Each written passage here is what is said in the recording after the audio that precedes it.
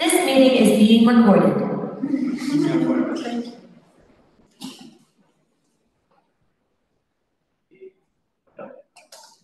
Bueno, creo que tienes que hacer clic en mi presentación.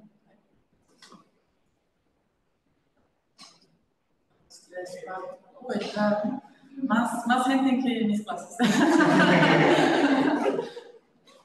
El micrófono está ahí y se escucha más o menos.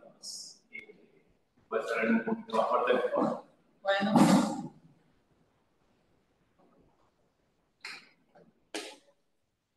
¿Puedo arrancar? Bueno, muchas gracias por invitarme, por invitar al grupo. Un gusto estar acá. Mi nombre es Sabrina. Yo soy de Brasil. Vine a trabajar en Argentina hace más o menos 3 años. Y vine a trabajar con el Ricardo en AUSAM. Luego tenemos el grupo, el CMC3, que puede hacer un poco de difusión. No sé si ustedes estuvieron en la charla de Daniel, pero trabajamos juntos ahí en el campus Migueletes. Y bueno, voy a hablar un poco hoy de lo que hacemos de la física estadística aplicada a la neurociencia, de cómo aplicamos las herramientas que usamos desde la teoría de transiciones de fases para entender un poco de la hipótesis, para entender un poco cómo funciona el cerebro, partiendo de la hipótesis del cerebro crítico. ¿Sí? Yo voy a hablar de un método de control que usa la autocorrelación como medida para determinar la distancia a un punto especial de los sistemas, que es un punto crítico. Entonces, bueno, voy a pasar un poquito acá. Ok, bueno, en esta charla voy a hacer una introducción corta sobre un poquito.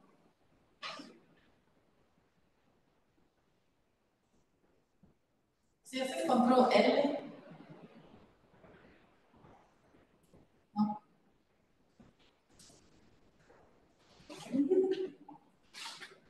Bueno, ¿se ve? Bueno, entonces, una corta introducción del trabajo de hoy, del tema. Voy a hablar un poquito también de qué es el cerebro crítico, un repaso, quizás Daniel ya lo bien. Y usando el modelo de EASY, voy a introducir los conceptos, a presentar los conceptos del control que vamos a ver. Y después los resultados para el propio modelo de EASY, para una red neuronal casi 2D, en pequeño mundo, y para la dinámica de una neurona aislada. ¿Sí? Si quieren, pueden hacer preguntas, interrumpir. Vamos a pasar.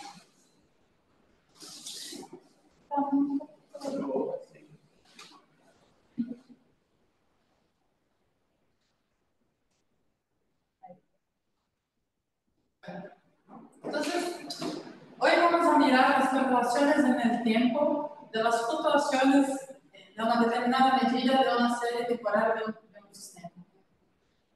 Son las propiedades de correlaciones que permiten que el sistema sea llevado más cerca de su punto crítico, donde se observa una transición de fase. Ese principio de control se aplica no solo a los sistemas cerca de transiciones de fase, pero también en puntos como bifurcaciones continuas o discontinuas de sistemas complejos que tienen una dinámica no lineal. ¿Sí? Vamos a discutir cómo controlar esos sistemas, que son sistemas no lineal y sistemas de redes neuronales, que son muy distintas y que con el mismo procedimiento, con el mismo método de control, se obtienen los resultados que nosotros queremos. ¿Sí? Es mantener el sistema en su punto crítico, su punto de bifurcación. ¿Sí? Mirando todo eso, mirando a la función de autocorrelación de un parámetro de control. Bueno, primero un repaso de qué es el cerebro crítico. El cerebro crítico, o la criticalidad en el cerebro, se refiere a la hipótesis de que el cerebro funciona en un punto donde tenemos dos fases de actividad e inactividad, ¿sí? Cuando miramos a un sistema físico que sufre una transición de fase, en su punto crítico pasan cosas distintas de todos los otros puntos. Claro, hablando de un parámetro de control. Yo puedo variar el estado del sistema y paso por un punto donde hay una coexistencia de fases, ¿sí? Entonces, para el cerebro, las fases serían actividad e inactividad. Eso porque tenemos, bueno, este es el estado dinámico y se exhiben un equilibrio entre la estabilidad y la capacidad de responder rápidamente a los estímulos. En el punto crítico, las redes neuronales del cerebro exhiben propiedades emergentes que son características de un sistema complejo. Entre ellas, fluctuaciones espontáneas y autoorganizadas, es decir, yo no agrego reglas mientras el sistema funciona.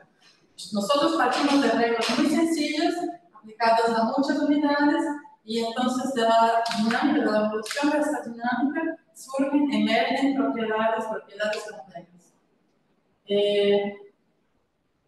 Bueno, por eso autoorganizado, la amplificación de señales y la capacidad de transmitir información de manera eficiente. ¿Sí? Es decir, si mi sistema está en su punto crítico, todo el sistema comparte la misma información por una serie de razones que voy a comentar brevemente. Y bueno, la criticalidad del cerebro ha sido respaldada por estudios experimentales y modelos computacionales que corroboran la hipótesis del cerebro. ¿Sí? Bueno, ese es nuestro director, Dante Calvo, ¿sí? Y da una clase hermosa en una materia que damos a que es de grado y posgrado, y están todos invitados a participar. Y en su charla habla de los 10 pasos de la criticalidad en el cerebro. ¿Sí? Yo no alcanzo detallar y aclarar cómo él hace, pero voy a repasar los 10 pasos. Y para eso hay que obtener una dinámica. Estamos hablando de una dinámica.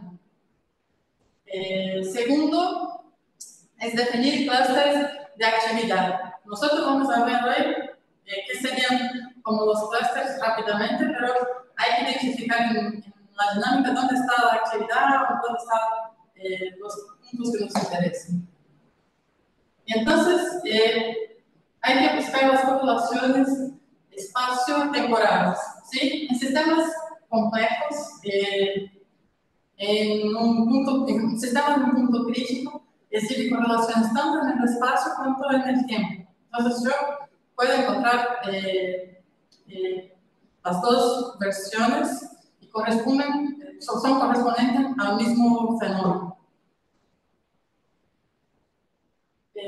Bueno, uno debe mirar el comportamiento de la longitud de correlación. Es decir, hasta cuál distancia dos unidades, dos células, dos neuronios, dos puntos, dos espines, sufren el mismo efecto. ¿Sí? Están bajo la misma influencia externa o bajo la misma dinámica. Entonces, en general, para un sistema que está lejos de su punto crítico, la longitud de correlación va a caer con una distancia y va a saturar en un punto. A partir de un cierto punto, la correlación no cambia. Pero para un sistema en su punto crítico, no alcanza a aumentar, agrandar el sistema, sino que la longitud de correlación va a crecer con el tamaño del sistema. Es decir, yo miro una pequeña región y determino una distancia. Miro una ventana más larga, más grande, y esa distancia se agranda. Entonces, eso lo que entendemos por la criticalidad crece con el tamaño del sistema. ¿Sí?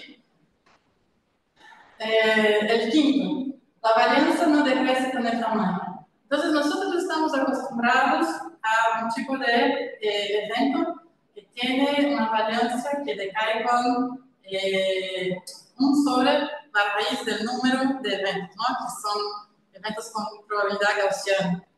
Pero uno mira un sistema que está lejos de su, bueno, que está cerca de su punto crítico, no alcanza a disminuir el número de experimentos no alcanza a aumentar el número de experimentos para disminuir la varianza. Aumentando el número de experimentos, vas a encontrar una varianza más larga. ¿Sí? ¿Entiendes? ¿Se entiende? Es decir, bueno, yo tiro una moneda y me sale una fase, ¿cómo se dice acá? Cara y cruz. Cara y cruz. Yo tiro esa moneda 5 veces. Claro, no va a alcanzar la probabilidad, un medio, no estoy hablando de una moneda viciada y trucha, una moneda con probabilidad 0.5 de cualquier lado, de cualquier cara. Entonces, cuando uno tira varias veces la moneda, vas a acercar la probabilidad de un medio y va a ver la varianza de caída. Pero en este tipo de sistema que trabajamos, porque no pasa eso. Puedes tirar 1000 veces y vas a ver la varianza que existe o constante o que crece. Pero crece. ¿Sí? ¿Eso por el sistema dinámico? No, eso es por el punto crítico particular de ese sistema. Particularmente. Bueno. No.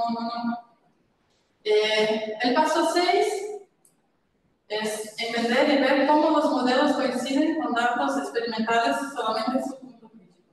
Creo que Daniel Martin, una charla que yo el mes pasado, sí aclaró, mostró los resultados de simulaciones del modelo de Greenberg-Haskins, que son comparables solo en su punto crítico con la actividad registrada por resonancia magnética.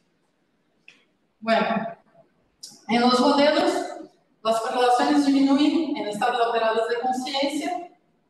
Tenemos correlaciones observadas en todas las escalas. Se puede aplicar control y los resultados son universales. ¿Sí? Entonces se encuentran bajo cualquier condición para distintos modelos que siguen exponentes críticos que son comunes a varios sistemas. ¿Sí? En esta charla nosotros vamos a detenernos en 2 pasos. Vamos a mirar las correlaciones temporales, yo no voy a hablar de correlaciones espaciales, y vamos a tratar del control entonces en ese sistema. ¿Sí? Bueno, el modelo de Ising es un modelo sencillo para estudiar transiciones ferromagnéticas para magnéticas. ¿Sí? Uno toma una grilla cuadrada con n sitios y en cada punto de esa grilla tenés un spin que puede ser -1 o +1, puede ser para arriba o para abajo. ¿Sí? Tiene una solución exacta, obtenida por Gonzaga, de 4, y nosotros podemos cambiar la temperatura del modelo de Ising. ¿Sí? Entonces, ¿cómo funciona? Cuando uno mira el sistema de Ising, los spins, a temperaturas muy bajas, va a encontrar todo ordenado para abajo o para arriba. ¿Sí? A altas temperaturas, si subo bastante la temperatura, voy a encontrar un sistema muy desordenado. Que voy a tener, no voy a poder identificar un cluster, sino voy a encontrar un sistema muy desordenado. Y en un cierto punto de la temperatura, que en este caso es mi parámetro de control, yo puedo cambiar eso. Yo observo una cosa. Lo que observo es un parámetro de orden. ¿Sí? Y entonces, entre las bajas temperaturas, en un sistema muy ordenado, y entre las altas temperaturas, un sistema muy desordenado, encontramos un punto crítico que tiene una mezcla de estos 2 estados, para arriba o para abajo. Acá les muestro un sistema 100% para los 3 casos, para darles ejemplos de qué estoy hablando. Entonces, para una temperatura muy baja, acá se ve el amarillo corresponde a 1 y el azul corresponde a -1. Entonces se ve que están muy ordenados, dos islas de -1 y todo el sistema para abajo, ¿sí? Por otro lado, a otras temperaturas, no sé si se ve bien, pero es una cosa ruidosa, ¿sí? Tenemos puntitos amarillos y puntitos azules bastante mezclados. Y en el estado crítico, que es mi temperatura de punto crítico, lo que observamos es un poco distinto de los dos otros campos, ¿sí? ¿Pueden decirme qué se puede ver acá o ni idea? ¿Cómo describirían la imagen del medio? Grupos de neuronas activándose de alguna manera. Yo creo eso, no sé si hay. Sí, se puede identificar grupos, ¿no? Tenemos acá un clúster, a eso llamamos un clúster. Sí, acá también se ven clústeres, pero son todos chiquitos. Acá podríamos decir, tenemos dos clústeres, pero acá vemos un clúster bastante grande acá. Los azules también son clústeres. Y lo que uno aprende a identificar, y ahora se les van a aprender a identificar, es que a eso se llama una imagen a un sistema libre de escala, ¿sí? Es decir, si yo conto los sitios de cada uno de esos clústeres y hago una distribución, yo voy a encontrar clústeres, probabilidad de encontrar clústeres de todos los tamaños, ¿sí? Eso cae con una ley de potencia cerca de -1. Si yo hago la cuenta acá de los clústeres, eso tiene un promedio definido. Ese no tiene un promedio definido. Por eso se dice libre de escala. Entonces, yo puedo agrandar el sistema, puedo, no sé, intentar de 1000 maneras sacar de acá un promedio y no voy a lograr, ¿sí? Porque es una característica del sistema, es un punto crítico, exhibir clústeres de todos los tamaños, exhibir medidas completas que son libres de escala, es decir, siguen una ley de potencia, ¿sí? Acá yo podría computar un valor medio de los clústeres. Bueno. Se ve muy bien. Entonces yo pensé mostrar para ustedes cómo se ve la autocorrelación en esos tres estados. Yo no lo dije, pero cuando tengo bajas temperaturas que están todos ordenados, tengo un estado subcrítico. Cuando tengo arriba la temperatura muy alta y muy desordenada, tengo un estado supercrítico. Y en el punto crítico, ese punto de la transición entre el desordenado y el ordenado, está el estado crítico. Esas son temperaturas conocidas, es un ejemplo de clase, del libro espacio. Entonces, si les gustan, después es muy tranquilo hacer simulaciones y probar un poco los conceptos. Lo que les muestro acá es la expresión para la autocorrelación. Lo que uno debe saber es que estoy mirando cómo se comportan las fluctuaciones en tiempos distintos de una misma serie.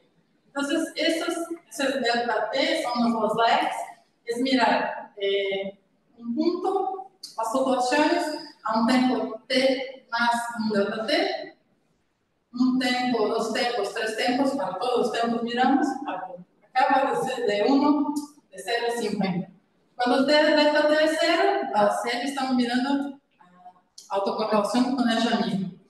Cuando vamos agrandando los delta T, los lags, lo que estamos es desplazando por un número n, un número delta T de tiempos, y entonces comparando las fluctuaciones de esta serie con ella misma, pero desplazando un cierto intervalo de tiempo, ¿sí?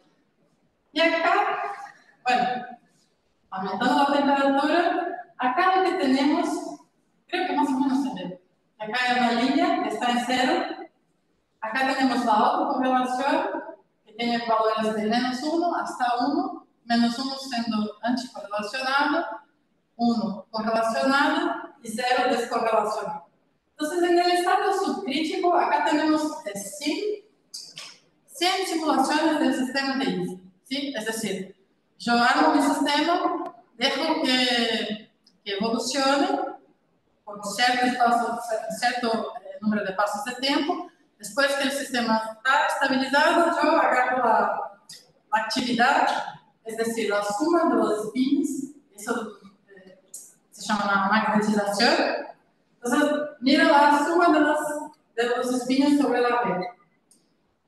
Y computo la autorrelación de las fluctuaciones, ¿sí? Entonces, acá son 100 puntos correspondiendo a 100 realizaciones del experimento numérico. Y cuando el sistema es subcrítico, la autocorrelación se ve acá, es 0, ¿sí?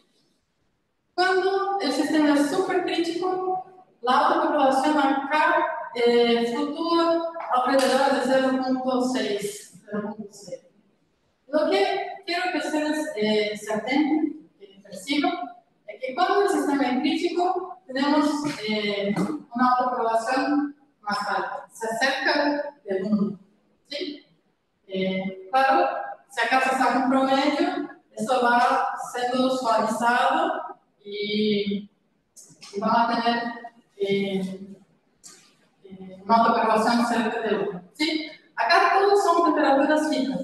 Acá la temperatura es 0.01, en el crítico la temperatura crítica es 2.3 y supercrítico la temperatura es 10, ¿sí?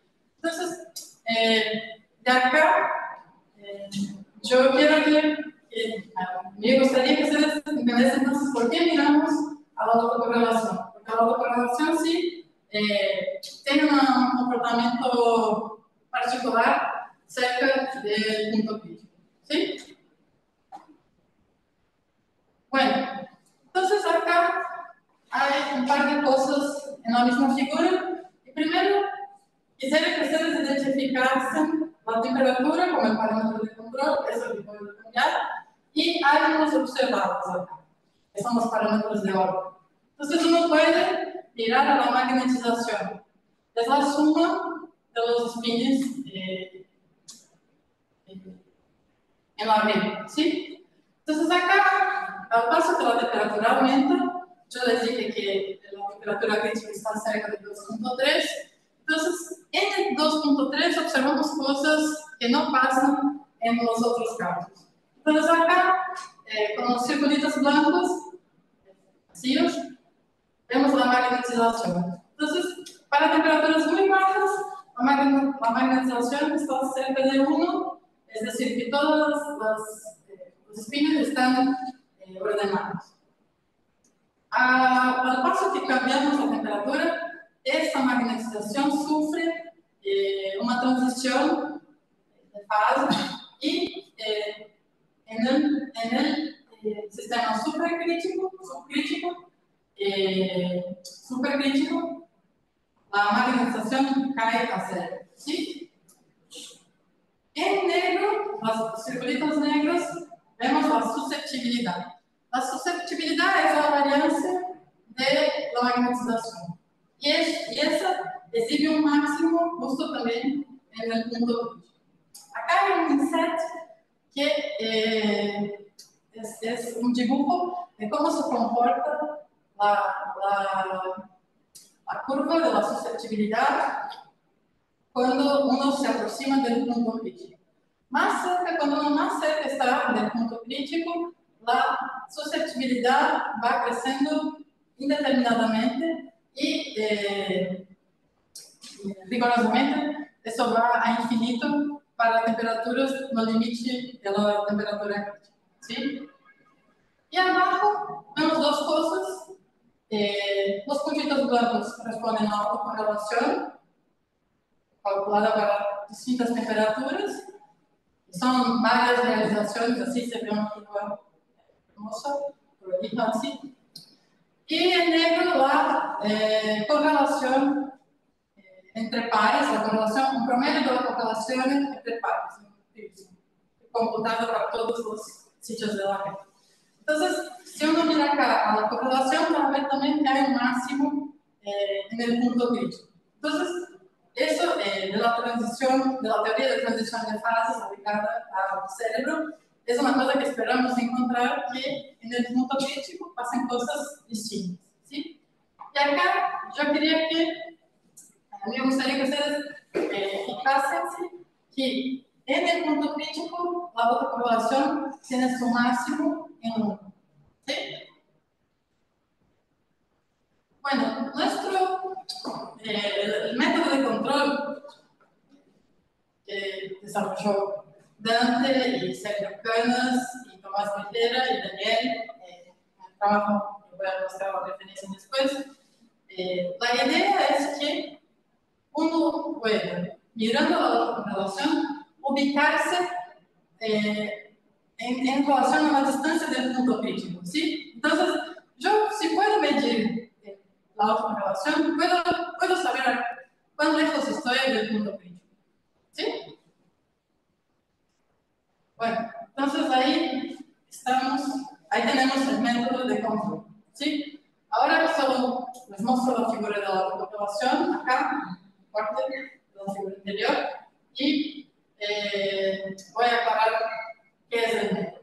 Entonces, y primero que es un paso de control, ¿sí? Entonces yo hago la evolución del sistema y veo cuán lejos del punto crítico está mi sistema. Si está en el punto crítico, no tengo que hacer control más, porque va a estar ahí, mantengo en ese estado.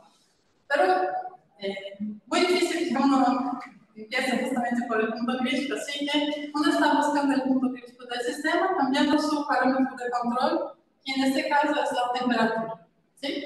Entonces yo voy a cambiar el valor de la temperatura de acuerdo, según la distancia a su punto crítico, determinada por la autocorrelación. Bueno, eso, ahí me olvidé.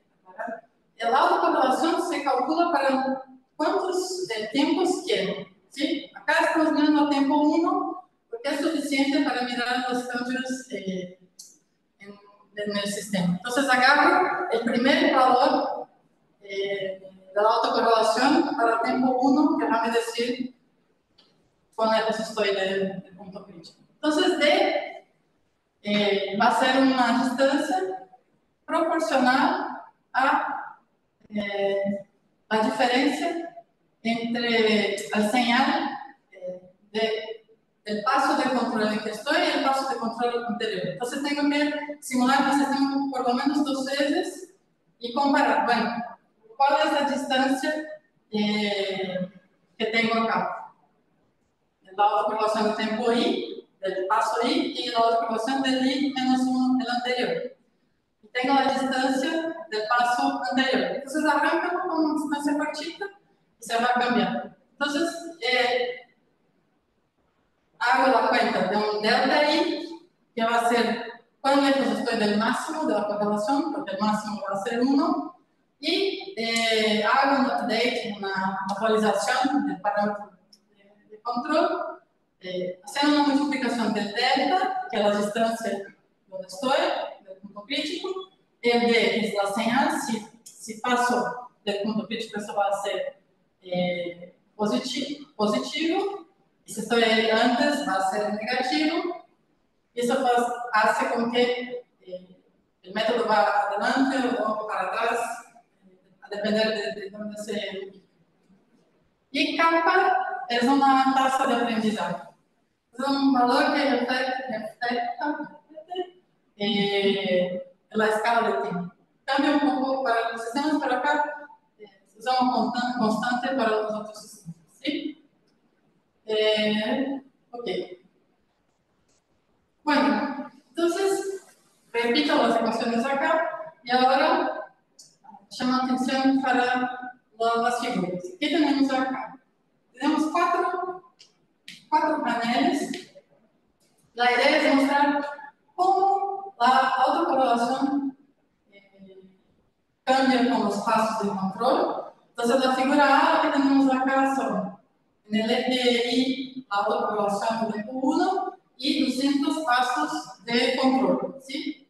Es decir, iteré mi sistema MIDI por Monte Carlo con 1000 pasos de tiempo 200 veces. Y en cada 1000 pasos de tiempo de la simulación, evalué cómo estaban las autopoblaciones, de la fluctuación, de la magnetización. ¿Sí? Entonces, para distintas condiciones que corresponden a distintas temperaturas. Entonces, acá se ve la autopoblación de tiempo 1 con la temperatura. ¿Sí? Este gráfico es la proyección de este acá y de este acá juntos para que se vea cómo evoluciona con el tiempo. ¿Sí? Entonces, la autopoblación arranca acá, bajito, y con el método de control alcanza su valor máximo antes de 150 pasos de tiempo. Entonces, acá se ve la negra verdad acá. Es una temperatura bajita que va siendo, que va cambiando con los pasos de control hasta que llega, alcanza el punto crítico y de acá no sale más. ¿Sí? Es una pregunta. Claro. Los distintos colores que eran Son distintas temperaturas. y el parámetro K, vos lo Punto 0025 para todos. vos lo determinás. Sí. Porque sí. Sí, es un poco que se prueba de acuerdo con el sistema. Se hace se encuentra un valor que no tarde muchos pasos de tiempo para que puedas avanzar con el parámetro de control. Pero solo determina eso, qué tan rápido. Sí, sí. Entonces, cada línea corresponde a una temperatura y todos los sistemas generados acá son llevados a su punto crítico con más o menos pasos de control. Acá la línea, creo que es naranja, que está cerca de 4.5, es la que tarda más y que va con 200 pasos de control. Y acá cómo se ve los parámetros de orden, que son la susceptibilidad y la magnetización, que también cambian con los pasos de tiempo. ¿Sí? Y entonces, si acá lo que uno ve es, voy cambiando la temperatura y calculo la autocorrelación, ¿sí? Acá, yo arranco con una temperatura fija y el método de control va a decir cuánto tengo que cambiar a cada paso de control para que mi sistema que arranca con 1 llegue al punto crítico, a la temperatura del parámetro de control 2.3, que es donde hay la máxima correlación. Entonces, básicamente, es eso el método de control. Y ahora, a seguir, lo que voy a mostrar son otros resultados con ese mismo método y otro parámetro de orden o cómo cambiar puntos, uno que no es un punto de transición de fase, sino un punto de verificación. Pero el método está todo acá. ¿Preguntas? ¿No? Bueno. Con el ISI presentamos el modelo, el control, el método de control, y ahora ver los resultados para una red casi 2D. ¿Qué es una red casi 2D? No sé si también habló de redes de pequeño mundo, tipo Watts-Strobers, en Chaval, que yo, pero redes de pequeño mundo son redes en un anillo donde se hace un recableamiento randómico de las conexiones, ¿sí? Pero para nosotros, a veces queremos ubicar los puntos en el espacio. Entonces, una red casi bidimensional es muy útil porque tiene una estructura similar a las datos experimentales que uno obtiene en imágenes o optogenética, técnicas de optogenética, por ejemplo. Y en esa red se puede definir una distancia geométrica también. Entonces, para las correlaciones espaciales, que también podemos mirar, pero no voy a hablar hoy, es interesante.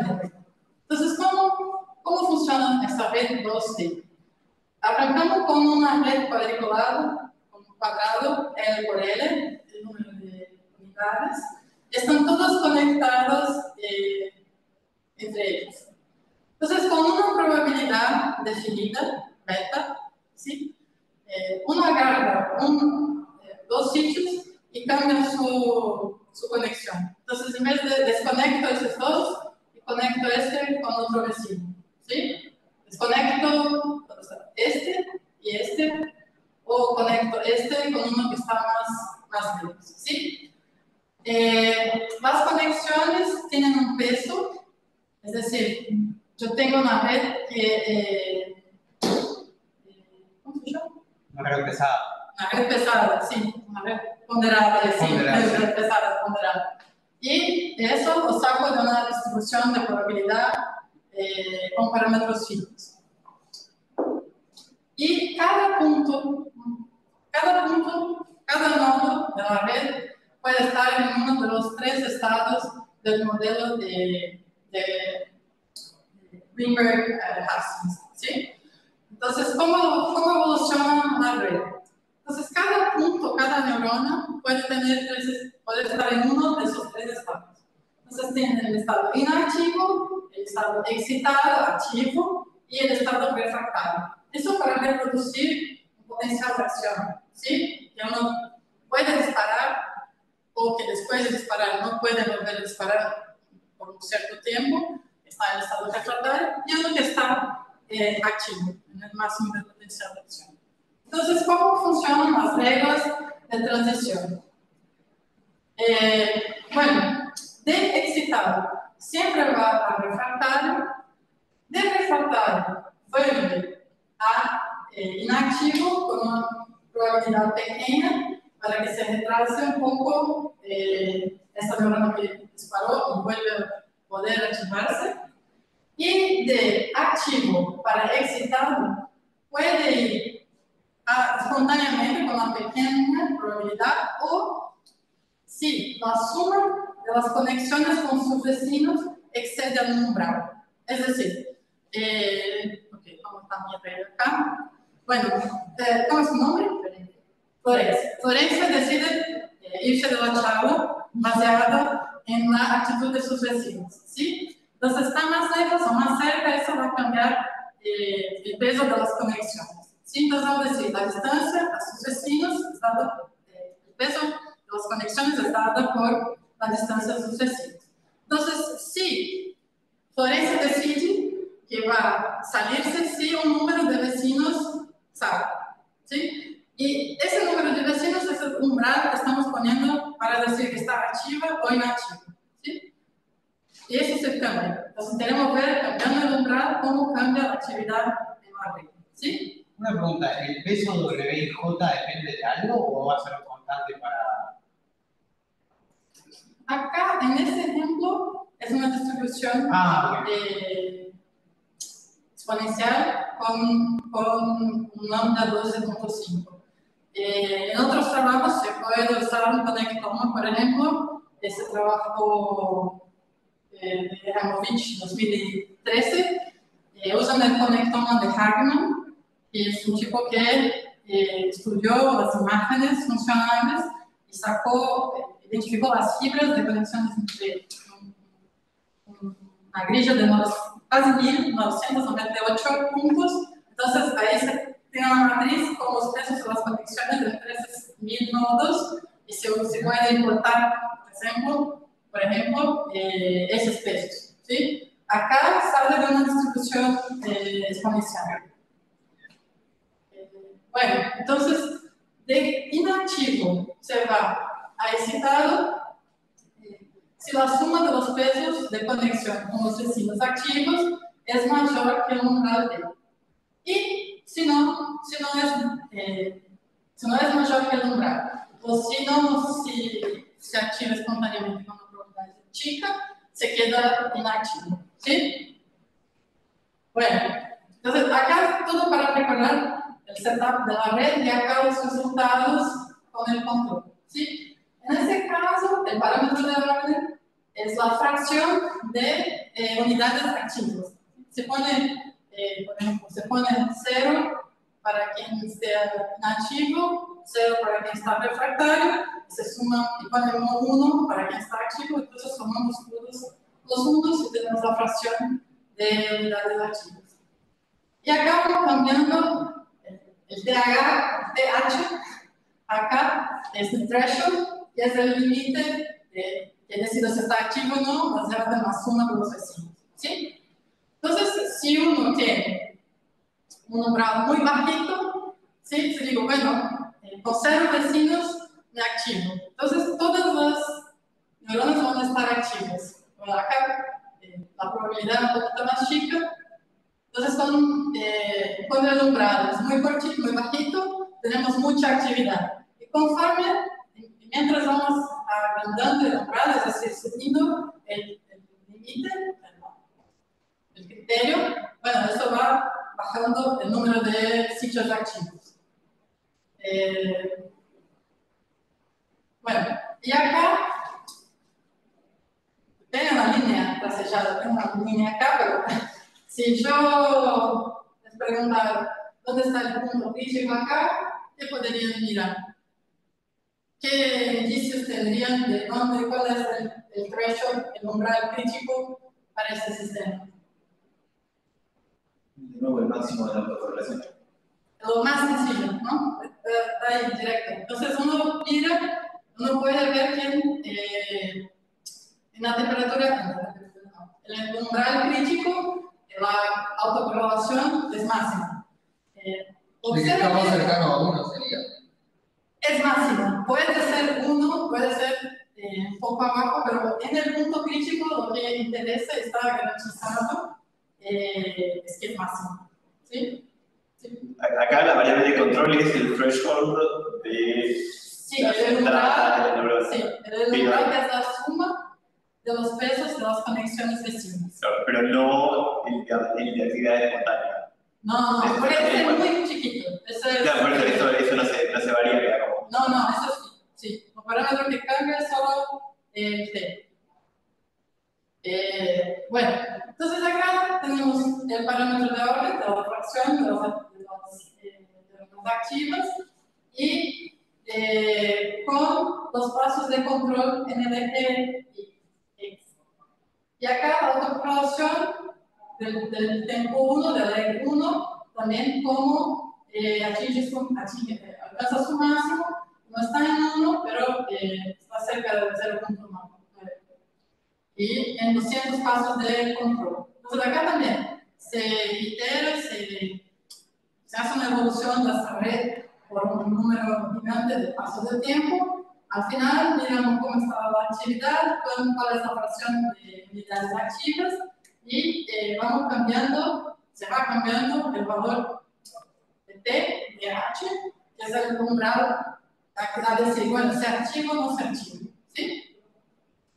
Y bueno, entonces acá se ve la autocorrelación y en la figura E las distintas condiciones iniciales con thresholds, con umbrales distintos que van a estar acercando al crítico mientras el control es aplicado a cada paso de control. ¿Sí? Preguntas. Yo lo que no entiendo es por qué, tanto en la temperatura como en este caso,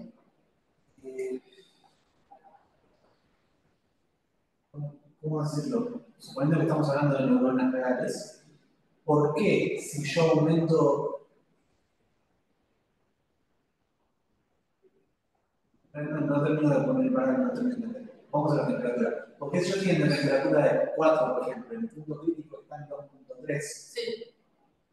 ¿Cómo es que yo puedo disminuir la temperatura y volver a un estado crítico o casi subcrítico? Sí, porque, bueno, vos arrancás, vuelvo a lo de Isa. Arrancás acá, ponte la abajo, ¿sí? Entonces, Entiendo el control, o sea, sí. entiendo cómo los optimizazos que hacen, una optimización. ¿Pero el sistema físico puede hacer eso? Sí. Así que van a estar hirviendo agua y bajarle el mechero y eventualmente Agua puede ser complicado. Sí. Bueno, ahí pasaron un experimento, uno de los... Sería pensar en la conductividad de sí, metal. sí, ponerle, cambiar por una propiedad. A ver, me está imaginando mal el ejemplo que se estaba complicando. Claro, hay una cosa de dejar un tiempo de relajación, estabilización, todo experimentalmente, no se hace con 2 minutos de iteraciones, pero sí, es posible implementar experimentalmente. Es una de las cosas que tenemos ganas de hacer. Claro, o sea, acá el equivalente, pensando, digo, es un sistema que se controla a él mismo y la temperatura sería es un rush de dopamina o de algún neurotransmisor y eso te sube la actividad de todos, te cambia la sensibilización de las neuronas y ese es el threshold. Eso es lo que no he entendido. Y eso hace que tengas una convulsión. Claro, eso es lo que me tiene que cerrar. ¿Por qué? Si esto funciona como una sinapsis keviana, digamos, que va contagiando, y yo, bueno, bajo el umbral de ¿por qué no tiende al infinito? O sea, ¿por qué no se queda arriba? O sea, pasado del periodo crítico. O el caso de convulsión, porque el sistema se satura y eventualmente te quedaste sin neurotransmisores y naturalmente bajo de vuelta algo más estable. ¿Cómo bajó? No termino de entender cómo baja del máximo a la tolerancia. Pero eso es lo único que no entiendo. Como baja del máximo. No entiendo. ¿Por qué es simétrica la autorregulación? Eso es lo que no termino de entender. No tiene que ser. En realidad cambia un rachito y acá, por ejemplo, esta condición de T01, por ejemplo, arranca de acá y es llevada al punto máximo. Si empieza un poquito más lejos, de acá, pero no tiene que ser simétrico. En realidad, el ejemplo de un mapa de una neurona es completamente distinto. Debe haber alguna explicación para que parezca simétrico, pero no tiene que ser. Y bueno.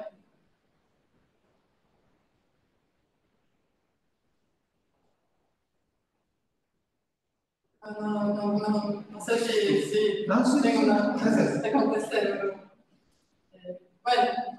Entonces, estas son dos redes de neuronas que se pueden controlar, pueden tener cientos de unidades, están ahí sobre una grilla cuadricular y se puede aplicar el control. La idea con el mapa de Kelvin es demostrar que un sistema de una neurona también se puede sincronizarse en su punto de instabilidad, de su punto de bifurcación. ¿Sí? Entonces, ese es un trabajo de Dante, 95. Es un mapa sencillo. No sé si saben, un mapa, bueno, ecuaciones diferenciales, ecuaciones continuas en el tiempo, seguro lo conocen. Un mapa es una dinámica de tiempo discreto, ¿sí? Entonces, el tiempo no es continuo, actualizo los estados de ese sistema con un mapa en iteraciones donde la variable del tiempo anterior es la condición inicial de la dinámica en el tiempo siguiente. ¿Sí? Entonces, está muy bueno porque proporciona un marco analítico para estudiar bifurcaciones, órbitas caóticas, soluciones exactas. Entonces, tenés de dónde salir para estar más aplicado, no salir a mirar a la esquina, si podés empezar por esta aula. Y aunque sea una dinámica sencilla, captura la dinámica excitatoria más genérica y propiedades fisiológicas relevantes como el comportamiento del potencial de reposo y de la membrana y el periodo refractario y oscilaciones periódicas. ¿Sí? Entonces ahora hablamos de una unidad de una neurona. El mapa está dado por estas ecuaciones acá. Entonces el X es la variable de activación, ¿sí? de la neurona. Y la I es la variable de recuperación. La N, está para señalizar cuál es el tiempo en que esté mirando. Entonces, intervalos, los pasos de tiempo son las n, que son pasos discretos. Y si yo arranco con una condición inicial de x0 y 0, entonces de ahí sale la x1 y la y1. Después la x2 va a ser la función de y1 y x1. Y así iterativamente, ¿sí? Pero eso es una dinámica de tiempo discreta. Y bueno, entonces acá los parámetros que tenemos en este mapa son el A, el B y el C. El B, acá cambia, la A y la C son los mismos. Después, si quieren, pueden fijarse, puedo mirar los valores, pero lo que importa es que con una variable D se observan dos tipos de régimen en este mapa, que uno es excitable y el otro es caótico, ¿sí? Y el K es un término, un ruido que se agrega a la dinámica en X y que es nuestro parámetro de control. Entonces, en esta columna lo que vemos es el comportamiento del sistema, del mapa, en el régimen excitable. Es decir, la neurona se activa y vuelve a se activar con el tiempo. Tenemos 300, 400 pasos del tiempo acá como ejemplo, y sigue un ciclo límite acá en el espacio de fases, ¿sí? Cuando usamos otro valor para B y lleva el sistema a régimen caótico, lo que vemos acá es un ecuador y ahora no tenemos una periodicidad de la X y de la Y, sino que ahora varían caóticamente, no tienen una propiedad periódica, ¿sí? Las líneas negras son las curvas donde no hay cambios, son las nuclíneas del sistema, es decir, a lo largo de esta recta de acá, el valor de x es constante, y a lo largo de esta curva acá, que tiene una pinta de una n, más o menos, el valor de y es constante. Entonces, cuando cruzan los dos, tenemos el punto fijo, el equilibrio del sistema donde no se cambia nada, ¿sí? Nosotros vamos a ver cómo se comporta el sistema cerca de este punto de equilibrio, ¿sí? Un sistema excitable es un sistema que puede se activar o no a depender de un estímulo que se aplique. Entonces, en este caso, si K tiene un valor suficientemente largo, el sistema va a exhibir oscilaciones periódicas o puede quedarse en reposo. Nosotros estamos mirando a un valor de K donde hay las oscilaciones periódicas. ¿Bien? Bueno, acá tenemos la autocorrelación, valor medio, promedio de autocorrelación tiempo 1 para el parámetro de control entre 0.025 y 0.035. Bastante chiquito el intervalo y lo que tenemos observando acá en rojo es el camino de K pasando y el negro es K más grande, ¿sí? Entonces voy aumentando K o voy disminuyendo K y acá se observa una histeresis. Entonces en este puntito acá hay un camino distinto si uno viene del parámetro de arriba para abajo o de abajo para arriba. Y acá hay un régimen caótico. Entonces acá estamos mirando un sistema de equilibrio. Esas son las fluctuaciones de la variable x cerca del punto fijo, con una pequeña perturbación, porque el sistema es determinístico. Entonces nosotros tuvimos que poner un ruidito gaussiano 10 a menos 6 para poder perturbar la dinámica y observar la respuesta de la observación a ese sistema, ¿sí? Entonces, cerca, sí. ¿Punto de equilibrio estable o inestable? Es estable. Cerca del punto de bifurcación ocurre acá, para acá, cerca de 0.03. Entonces, si el sistema está lejos de la bifurcación, va a tener correlaciones más bajas. Y vamos a encontrar las autocorrelaciones, la autocorrelación máxima cerca del punto de bifurcación, ¿sí? Entonces, En los otros dos ejemplos teníamos dos fases distintas. Acá tenemos dos regímenes distintos. Uno que hay oscilaciones y otro que no. El sistema vuelve a reposo. ¿Sí? Entonces ese es el excitable y ese es el caótico. Acá no se observa esta histeresis, pero tienen, el chico que preguntó justo, pero acá no tienen simetría, es distinto del camino de llamado de otro. Bueno, y acá como ejemplo, vemos cómo evoluye la autorregulación en pasos de control y cómo el control actúa cambiando el valor del parámetro K según 1000 pasos de control. ¿Sí? Y lo que vemos es que sí, arrancando con distintos K, las trayectorias, las condiciones iniciales son llevadas al punto donde la correlación es máxima. Es decir, puedo sostener ahí el sistema cerca de su punto de bifurcación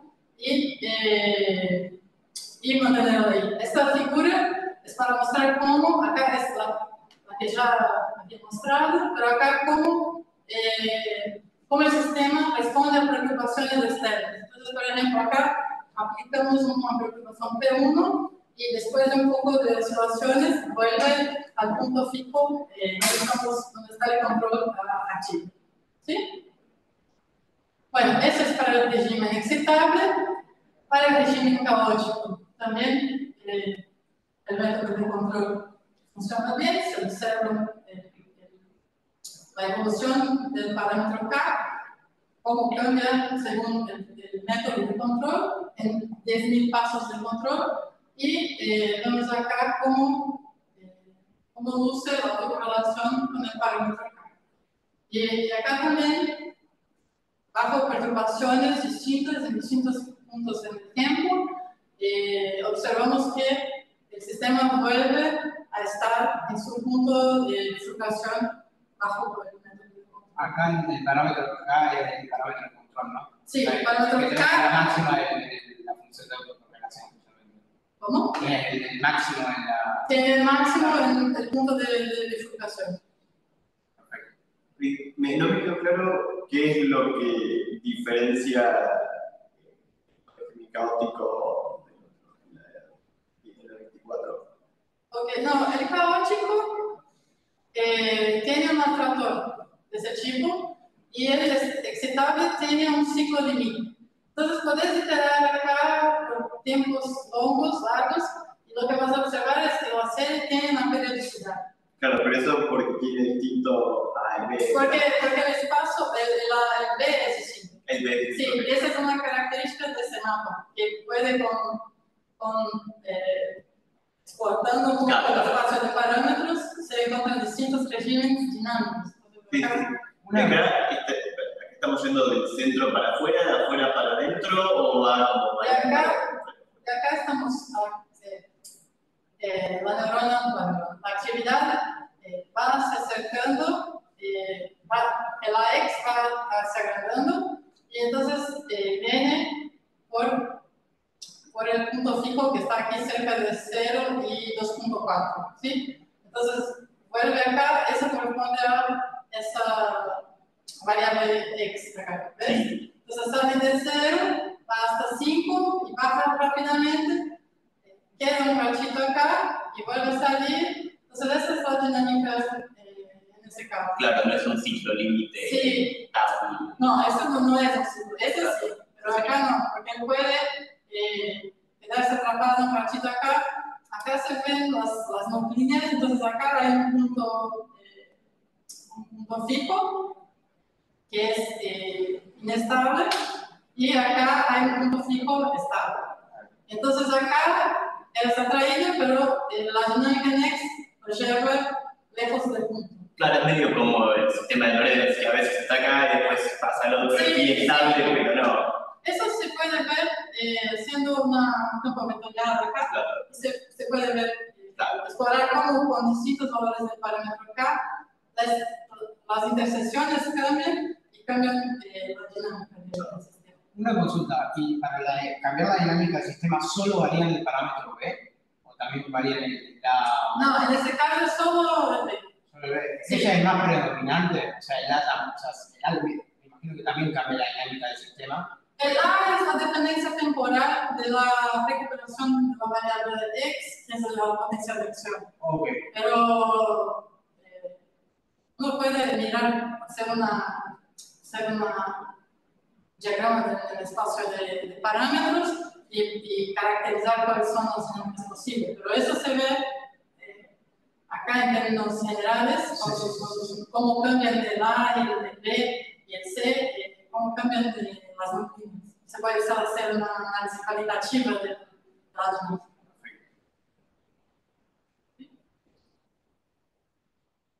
Bueno, y con esto yo me voy a las conclusiones. La idea es mostrarles que con un método sencillo, basado en una autocorrelación temporal, obtida del sistema, tanto una red, tanto un sistema de una neurona, o un sistema que pasa por una transición de fase, o una dinámica pequeña de una bifurcación, se puede mantener el sistema en su punto de bifurcación o crítico, con ese método de control que ya me cuenta el primer coeficiente de autocorrelación. ¿Sí?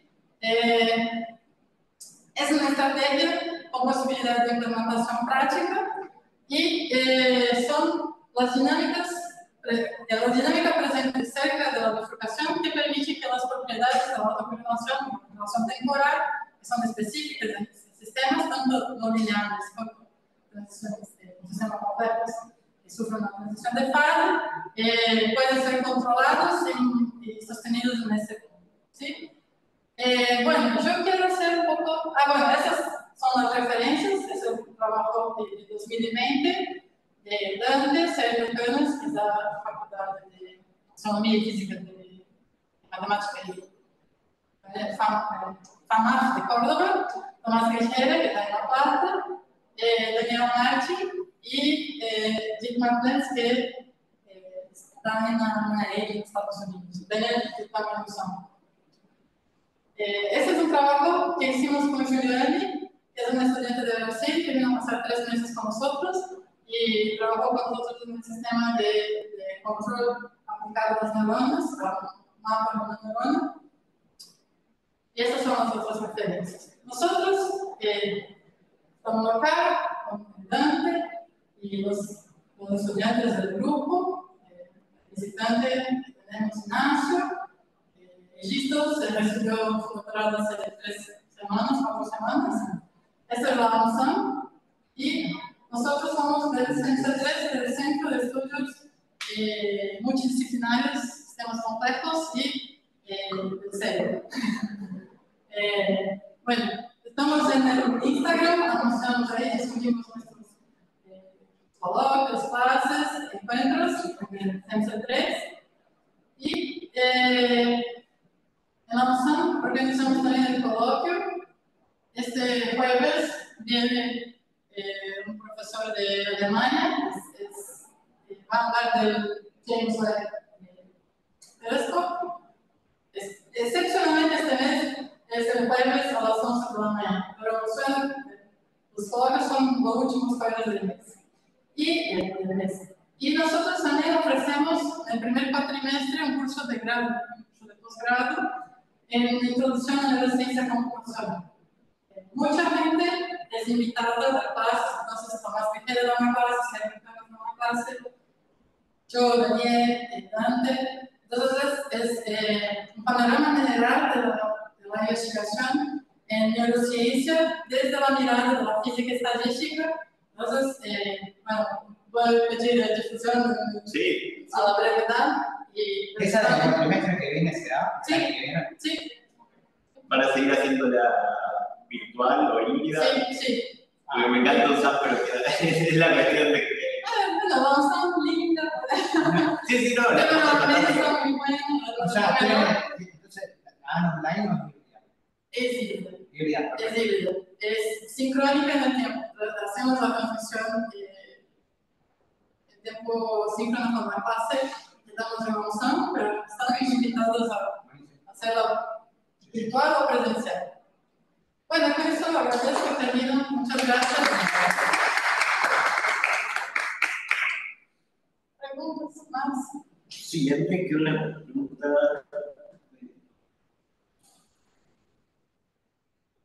Acá, tipo, todo esto estuvimos hablando de esto como sistema caótico teórico. Sí. Que está estudiando cuál sería posibles mecanismos de implementación a nivel de cerebro real. No sé si uno tiene.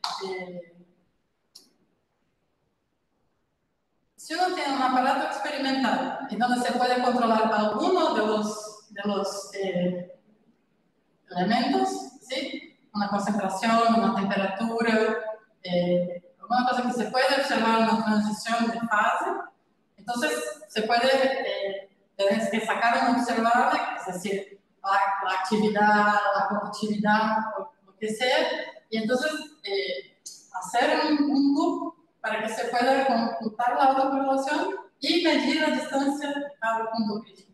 Es lo máximo. Pero eso es si nosotros experimentadores queremos controlar un sistema externo.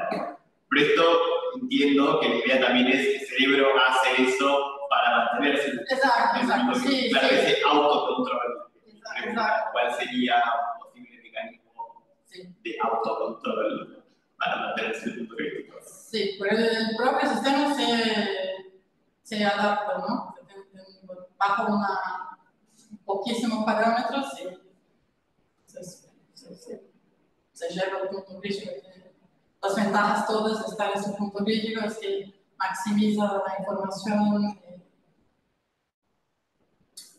las reacciones son más rápidas, ¿no? Claro, pues la pregunta es especial. Si capaz está en la discusión de paper, ¿qué mecanismos neuronales se creen que podrían hacer este control? Si son por neurotransmisores, si es más por microcircuitos que regulan ese K o esa temperatura. No, ahí tendría que pensar en el tipo de experimentos, sí. Es lo más complejo, me parece a mí, detectar esos. Sí, es cuando la neurociencia computacional y teórica pero esto cómo se aplica. Sí, eso es difícil.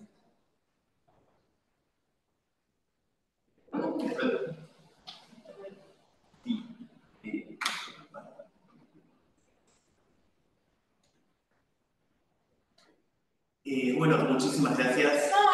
Gracias. Un gusto.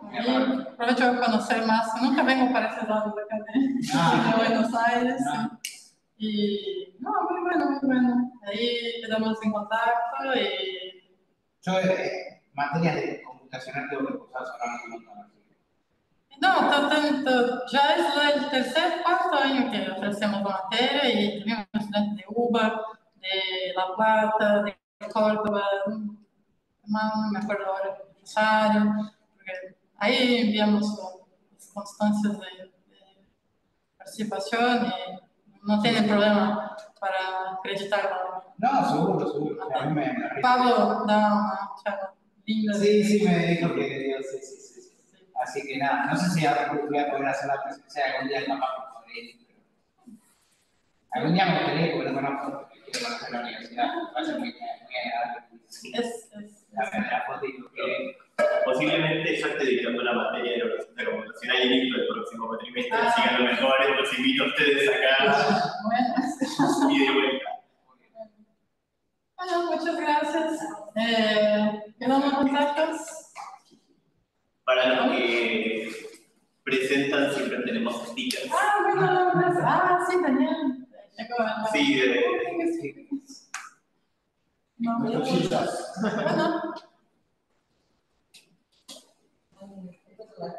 ¿Estás en trámite todavía con eso? ¿Cómo? ¿Estás en trámite? Avísame. Sí, obvio. Yo me pregunto también.